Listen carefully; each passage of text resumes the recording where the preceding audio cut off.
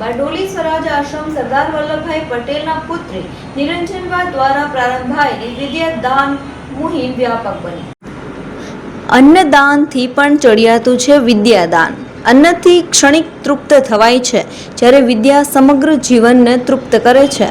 પરમાર્થ trust Surat દ્વારા ગુજરાતના અનેક અંતરિયાળ ગામડાઓ સુધી નોટબુક વિતરણ અભિયાન હાથ ધરાયું છે। બારડોલી સ્વરાજ આશ્રમ સરદાર વલ્લભભાઈ પટેલના માનસ પુત્રી પૂજ્ય નિરંજનબાના સાનિધ્યમાંથી પ્રારંભાયેલી વિદ્યાદાન મુહિમ વ્યાપક બની રહી છે।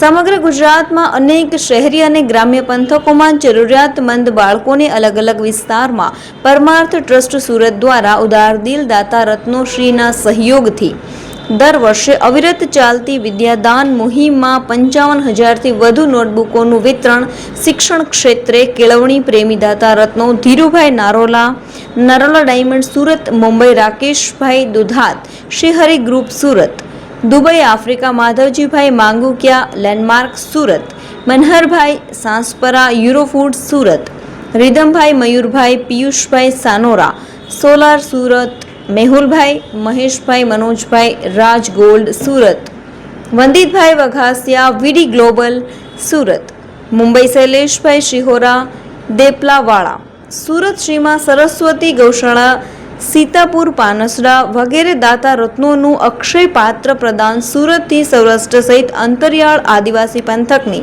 આશ્રમ શાળાઓમાં વિદ્યા અભ્યાસ કરતા હજારો વિદ્યાર્થીઓને મદદરૂપ બનતા કેળવણી પ્રેમી દાતા પરિવારજનોની સરાહનીય સેવા બદલ દરેક પંથકના વાલી પણ આભાર વ્યક્ત કરી રહ્યા છે। પરમાર્થ ટ્રસ્ટના મોભી ભરતભાઈ માંગુકિયાએ સુંદર સંદેશ આપતા જણાવ્યું હતું કે નાસ્તિ વિદ્યા સમચક્ષુ વિદ્યા સમાન કોઈ આંખ નથી। આચરણ વિનાનું જ્ઞાન બોજરૂપ છે। જ્ઞાન ભાર ક્રિયા વિના